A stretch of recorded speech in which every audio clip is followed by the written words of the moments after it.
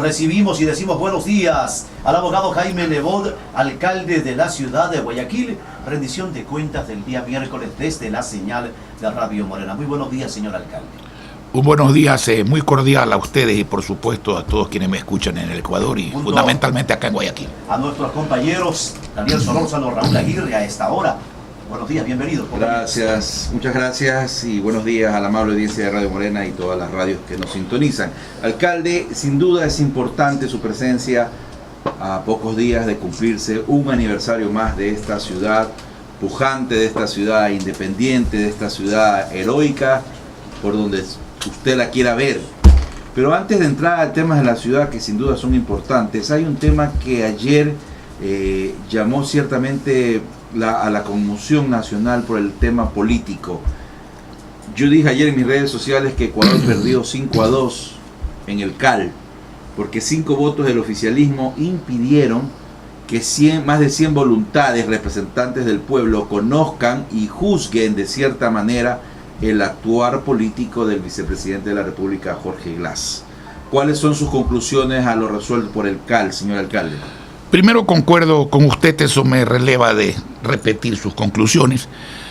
Segundo, debo destacar que uno de los votos en contra de que se archive ese juicio político fue el de Luis Fernando Torres, asambleísta social cristiano, que representa exactamente nuestro pensamiento. Nosotros creemos que ese juicio no debió ser archivado.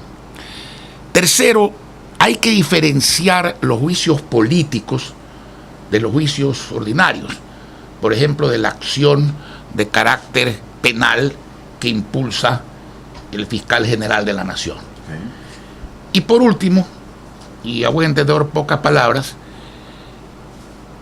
hay casos donde importantes políticos fueron liberados en los juicios políticos y condenados por la justicia ordinaria.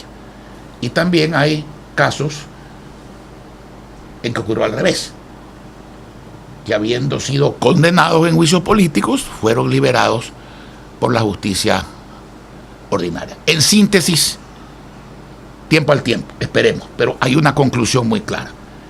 Con la corrupción no debe haber tolerancia, la impunidad no debe existir sanción con una justicia libre y jamás debe existir persecución, porque esa es otra forma de injusticia.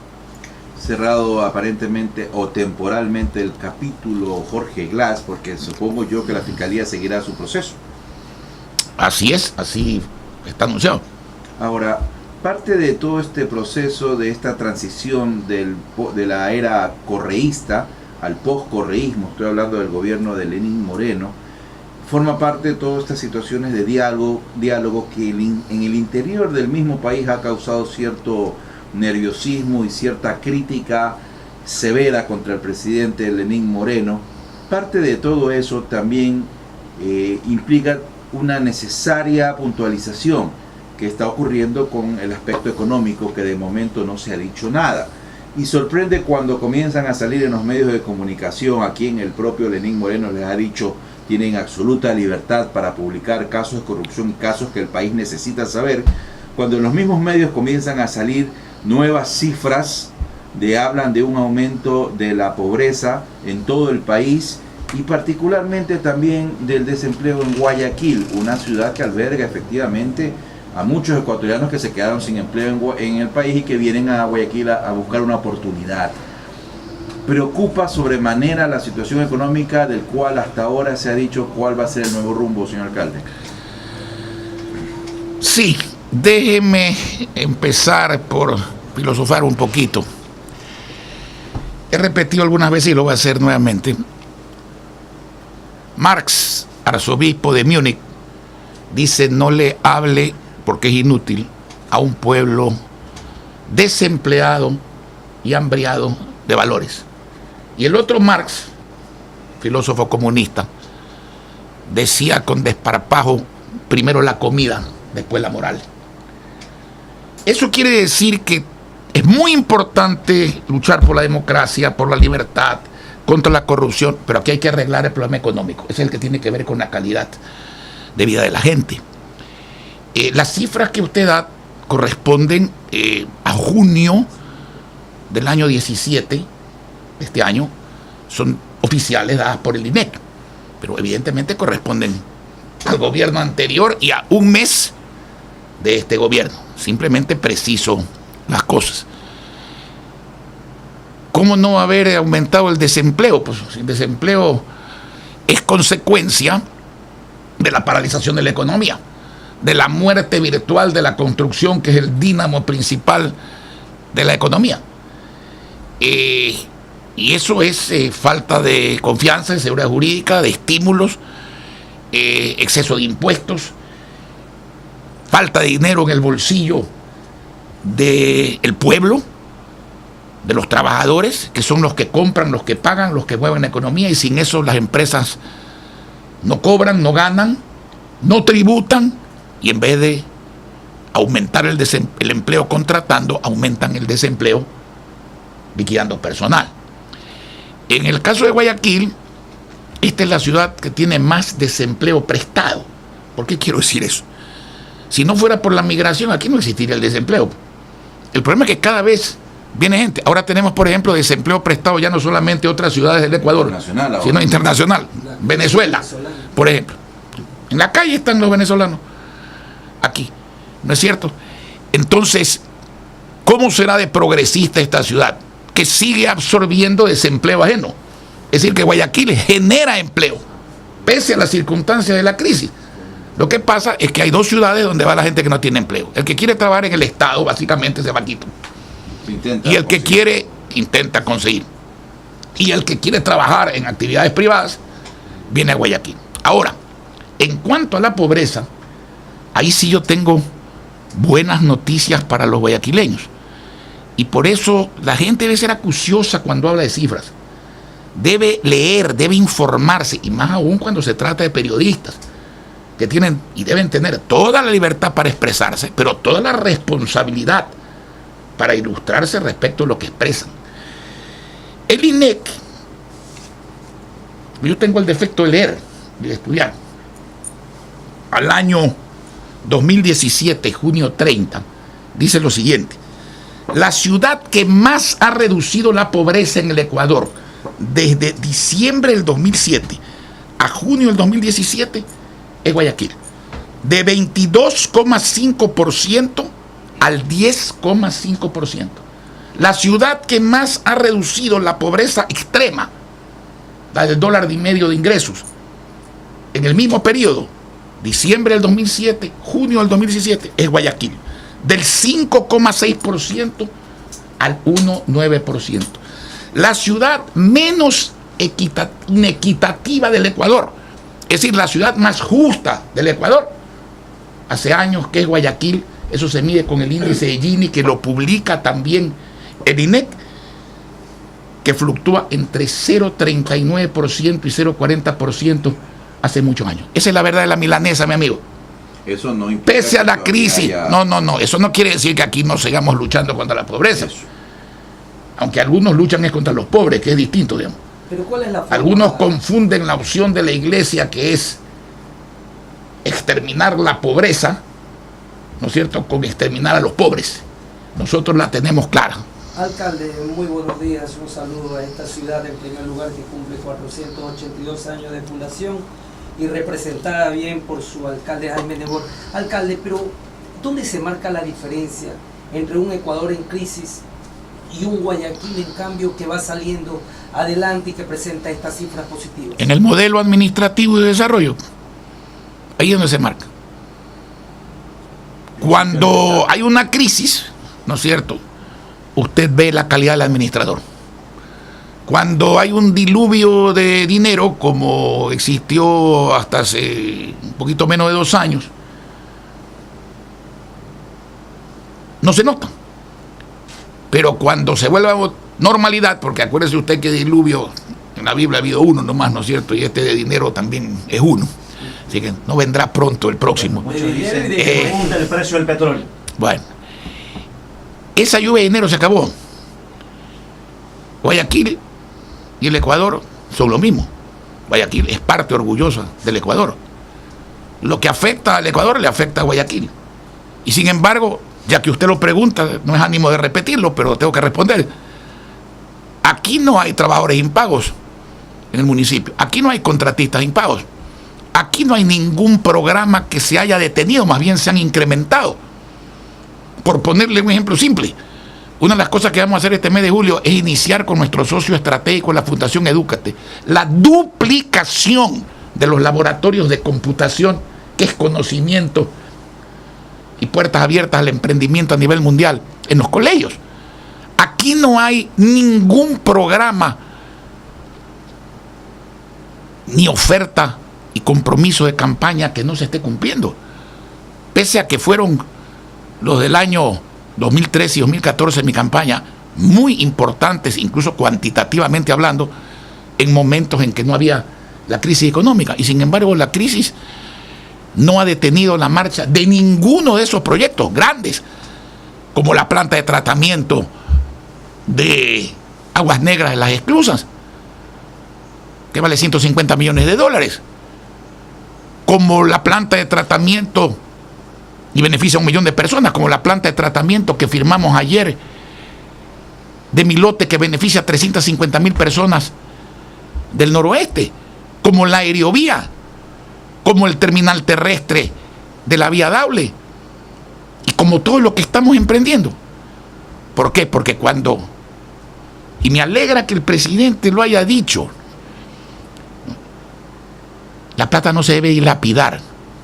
Cuando hay más plata es cuando más cuidado hay que tener, porque ese es el preludio, así como la calma, sabe el marino, que lo que se llama la calmachicha precede la tormenta, el exceso de plata precede a la escasez de dinero. Aquí está la prudencia. Lo que nosotros necesitamos es un Estado inversor, no un Estado derrochador. Y esa es la diferencia. Pero, alcalde, el anterior presidente creyó en la fórmula tras el boom petrolero de los impuestos incrementados. Colapsó en... Si usted recurre a las cifras oficiales, usted se va a dar cuenta que mientras más suben los impuestos, menos recaudan. Y es lógico. Mientras usted sube más los impuestos, usted está extrayendo plata del bolsillo de la gente.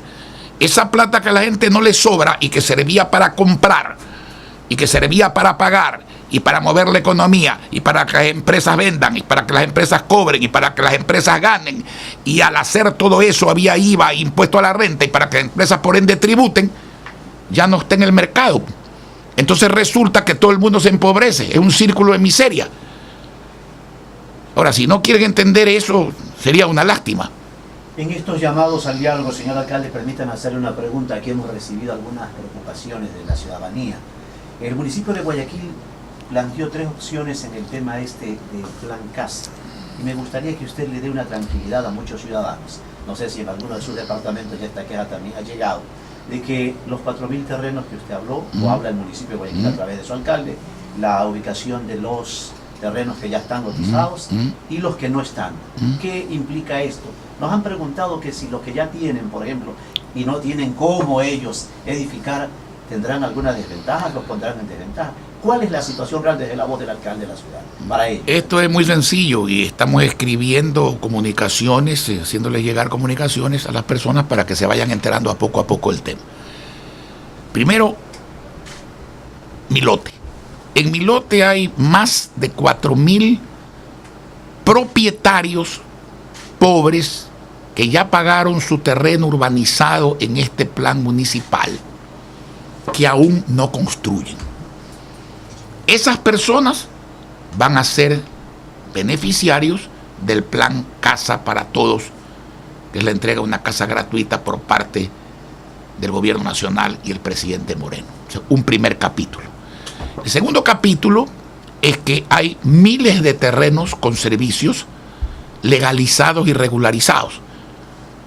Muchos de ellos con casas precarias de caña, por ejemplo. En distintas partes de la ciudad. distintas partes de la ciudad. Okay. Que estoy seguro que esas personas, los propietarios, ¿no es cierto?, que les hemos legalizado los terrenos, van cerca de 200.000 o regularizados, dirán, bueno, prefiero tumbar mi casa de caña y recibir una casa dentro del plan Casa para Todos. Tercero, vamos a donar al gobierno nacional 100.000 metros lo más próximo posibles a mi lote o al acceso a servicios para que ellos puedan desarrollar allí ese plan.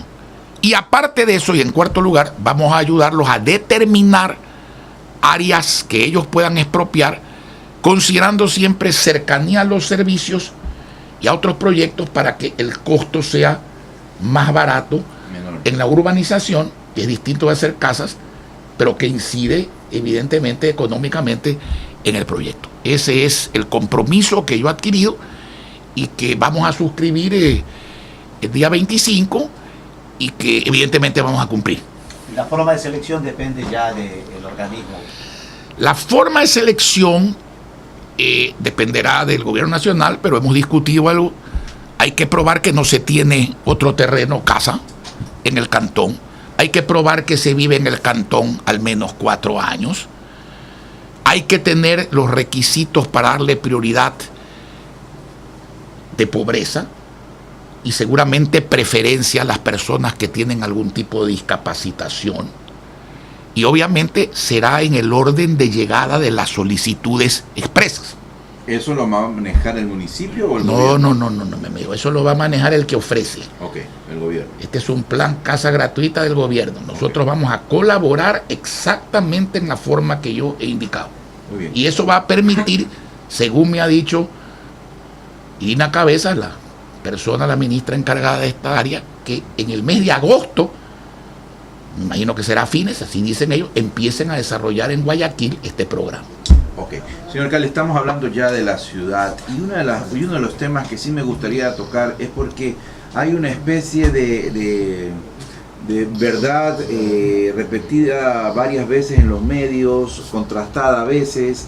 ¿Cuál es la cifra real, señor alcalde, de áreas verdes en Guayaquil? Digo esto porque en el discurso político de un par de años acá, también se introdujo eso de que Guayaquil no cumple con áreas verdes, de que Guayaquil sí cumple. Ahora vi justamente en estos días un reportaje en Ecoavisa donde hablaba de que hay un déficit, tomando cifras bastante antiguas, por cierto, de que hay un déficit terrible en la ciudad de áreas verdes, que el áreas verdes no son los arbolitos, sino también los parques. En fin, ¿cuál es la realidad de las áreas verdes en Guayaquil? No hay verdades repetidas, hay una sola verdad. Cuando yo oigo ese concepto de verdades repetidas, me acuerdo de Goebbels, que repetía las mentiras para tratar de convertirlas en verdades, que es otra cosa muy distinta. Okay. ¿No es cierto? Y hay que preguntarle a los alemanes de la época del nazismo cómo le fue por escuchar mentiras repetidas. La verdad es muy sencilla. Usted se refiere seguramente a una declaración que, leyendo mis resúmenes, se dio en Ecoavisa por parte de Rodolfo Rendón. Es un viejo conocedor de esta materia, hombre respetable, que me extraña que se haya referido a datos del INEC del 2010. Porque si nos vamos a referir a la época que yo llegué, que era el 2000, Guayaquil tenía medio metro cuadrado de áreas verdes por habitante. Medio metro cuadrado de áreas verdes por habitante. Dice don Rodolfo que el INEC decía que en el año 2010 Guayaquil tenía 1, tantos metros 1.13 metros de áreas verdes por habitante, es decir, que se habrían duplicado. Bueno, yo no me acuerdo lo que decía el INEC del 2010, pero sí sé lo que dice el INEC de ahora, los datos oficiales de ahora. Guayaquil tiene de áreas verdes construidas por el municipio 9,30 y pico %. Información oficial del Estado. Sí, señor. 18 veces. No, ha subido 18 veces en áreas construidas por el municipio, áreas verdes. Y seguimos construyendo. 9 y pico %. Y seguimos construyendo. Pero como bien dice Rodolfo Rendón, la área verde no es solamente el árbol, el bosque, es también el manglar, ¿no es cierto? Es también las áreas de bosques protegidos, en las que nosotros hemos intervenido curando, resembrando, por ejemplo, manglares, etcétera. Incluso algunos toman las áreas azules, pero también según el INEC, casi llegamos al 26 metros cuadrados de áreas verdes por habitante. Esa es la realidad. No lo digo yo, lo dice la información oficial. Eso es como cuando el presidente Correa decía, Guayaquil es la ciudad más inequitativa, o sea, más injusta del Ecuador y a lo mejor del mundo, decía. ¿No es cierto? Bueno, escúcheme, pero su propio organismo oficial, el INEC, decía lo contrario. Por eso que le digo, hay que tener cuidado con el concepto de verdad repetida, porque la verdad es solamente una, el resto es mentira. Y el INEC dice la verdad. El INEC no lo hago yo, es el Instituto de Estadística y Censo, pues, ¿no es cierto? Entonces es información oficial, y esa es la que dice que Guayaquil es la ciudad que más ha reducido la pobreza, que más ha reducido la pobreza extrema, la más justa, o sea, la menos inequitativa del Ecuador, y la que tiene los datos de áreas verdes que yo le doy. Agua potable y alcantarillado. Ahora, perdón, yo no quiero decir con eso que aquí se acabó la lucha contra la pobreza, que aquí se acabó incrementar las áreas verdes. No, no, no, no. Lo que yo quiero decir es que cuando uno hace un análisis, mi amigo, usted tiene primero que usar cifras actuales y segundo hacer la referencia de dónde se parte, pues, ¿no? Porque si yo heredo una ciudad con 12 metros cuadrados de áreas verdes y resulta que ahora tiene 9, entonces sí, estoy dentro de las metas del milenio, pero he destruido un alto porcentaje, ¿no es cierto?, de las áreas verdes. Pero si heredo una ciudad con medio metro cuadrado por habitante y ahora tiene más de 9 metros y se han multiplicado por 18 las áreas verdes, entonces no estamos mal, pues. Hablando de porcentajes y cobertura, agua potable y alcantarillado, llegamos con toda esta serie de contratos y convenios que se están firmando en estos días. ¿Llegamos a qué porcentaje, alcalde? Mire, lo mismo. Alguien dirá, en tal parte falta alcantarillado. Sí, yo le puedo decir 5 partes más donde falta. Pero veamos la realidad, pues. Yo llegué al municipio de Guayaquil, se recibía agua por tanquero en el municipio de Guayaquil. No cuando llegó Febres Cordero, cuando llegó Nebot después de León Febres Cordero, que fue un gran alcalde. En el Hotel Continental, frente al Parque Seminario, usted veía parados los tanqueros llenando la cisterna del Hotel Continental. Yo vivo aquí, pues. Yo no vivo en los montes de Úbeda, pues yo vivo aquí. Yo conozco lo que estoy hablando. En alcantarillado sanitario, 40% de los guayaquileños no tenían alcantarillado sanitario. Ahora, 8% no tiene. Y vamos rumbo al 100%. 8% no tiene. Quiere decir que 32% le hemos puesto alcantarillado sanitario. Más de 800.000 personas pobres han recibido alcantarillado sanitario. ¿Usted sabe cuántas ciudades, aparte de Guayaquil y de Quito, tienen 800.000 habitantes? Ninguna. Ninguna ciudad del Ecuador tiene 800.000 habitantes que no sean Guayaquil y Quito. Y en tratamiento de aguas negras, bueno, mejor no hablemos.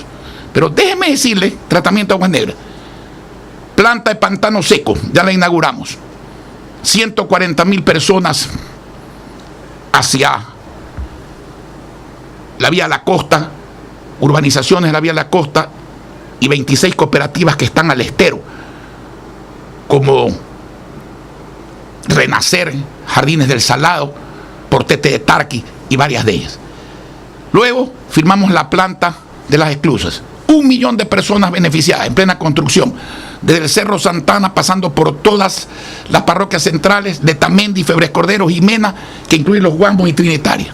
Ayer firmamos la planta de tratamiento de aguas negras de Milote.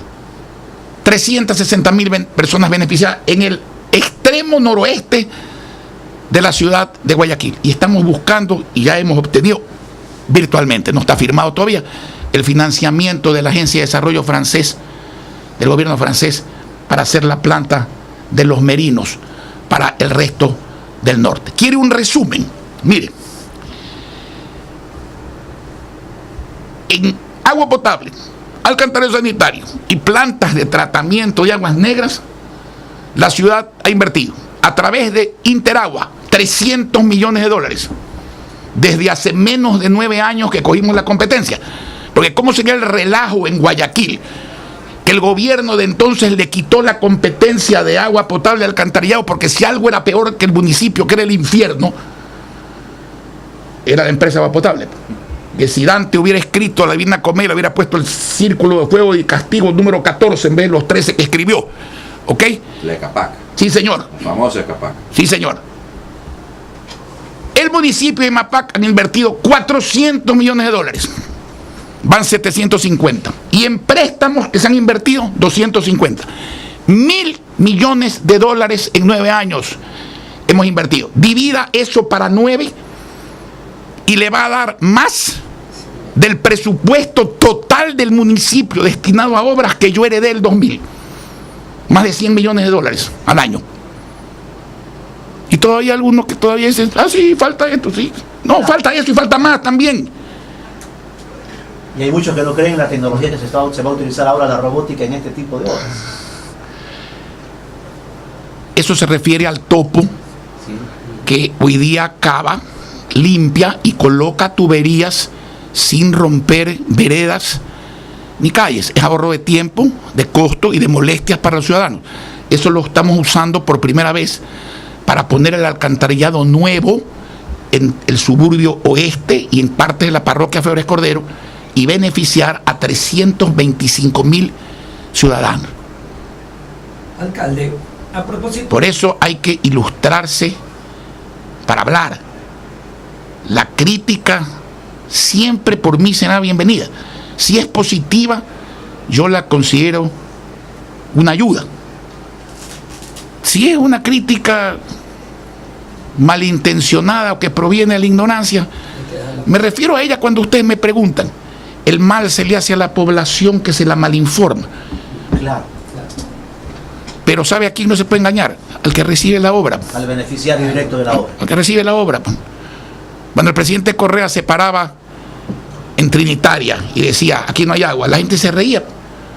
Porque provocaba decirle, oye, mira allá arriba este tanque enorme que hay ahí. Esa es la planta de agua potable de la isla Trinitaria, ¿no es cierto? Entonces... Se rompió ese mito de que hay ciertas obras que no se hacen porque no son votos. Una de ellas era el alcantarillado, una obra que no se ve. ¿Ah? El ciudadano vota por sí mismo. El ciudadano Para no sí vota mismo. por los candidatos. Vale. Vota por un candidato para que lo sirva. Cuando el ciudadano sabe que usted lo sirve, es cuando se obtienen los votos.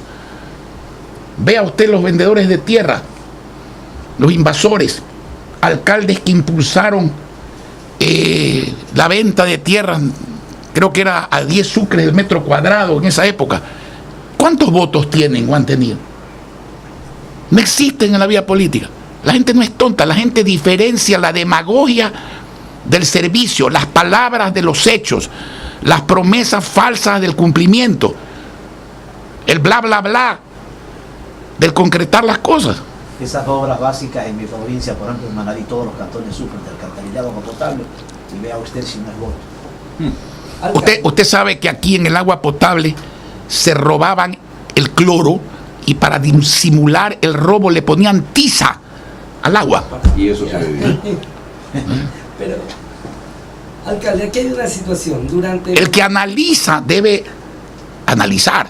El historiador, mientras otros trabajamos y hacemos, debe contar la historia, pero la historia verdadera.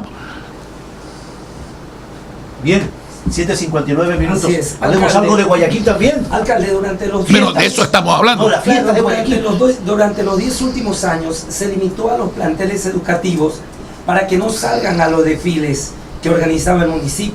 Durante los 10 últimos años se fue disminuyendo la presencia del presidente en la fiesta de la fundación. ¿Cuál es la realidad ahora? La realidad es que nuestros desfiles son cada día más exitosos. Y ahora habrá el desfile tradicional del 25 de julio, el Guayaquil Más Ciudad, que yo lo voy a presidir como lo hago durante los últimos años. Habrá el desfile náutico y habrán conciertos gratuitos nacionales e internacionales, y habrá el show de esquí acuático que viene de los Estados Unidos y fuegos artificiales en el Salado, La sinfónica, ¿no? en el Malecón. El primer concierto de la Filarmónica Municipal de Guayaquil, que lo vamos a hacer en Puerto Santana a las 5 de la tarde del día 22, porque yo siempre hago una diferenciación. Los servicios son una cosa y la distracción gratuita y la unión familiar es otra. Usted nunca habrá oído a un ser humano decir qué lindo tubo de agua este, ¿no? Qué preciosa vereda.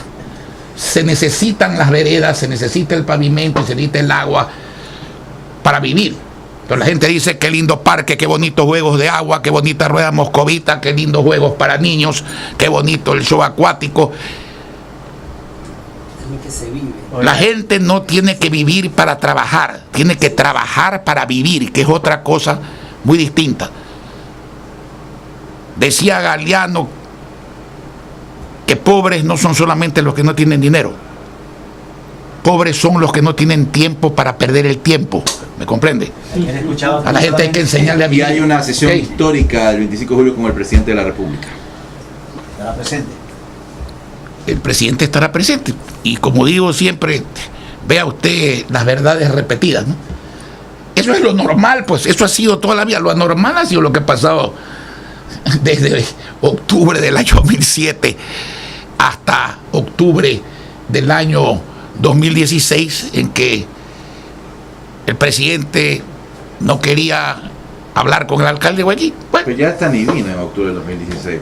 ¿cómo? ¿No vino? Vino hasta el vicepresidente. Acuérdese usted. Bueno. Se fue de vacaciones, señor. Bueno, señores, el pasado sirve para aprender de él Y no repetir. y no repetir lo malo del pasado. ¿Ok? Reconocer los males de ese pasado. Aquí no vamos a salir adelante recordando el pasado. Vamos a salir adelante construyendo el futuro. Y hay que construirlo para bien. Y eso es lo que hay que hacer.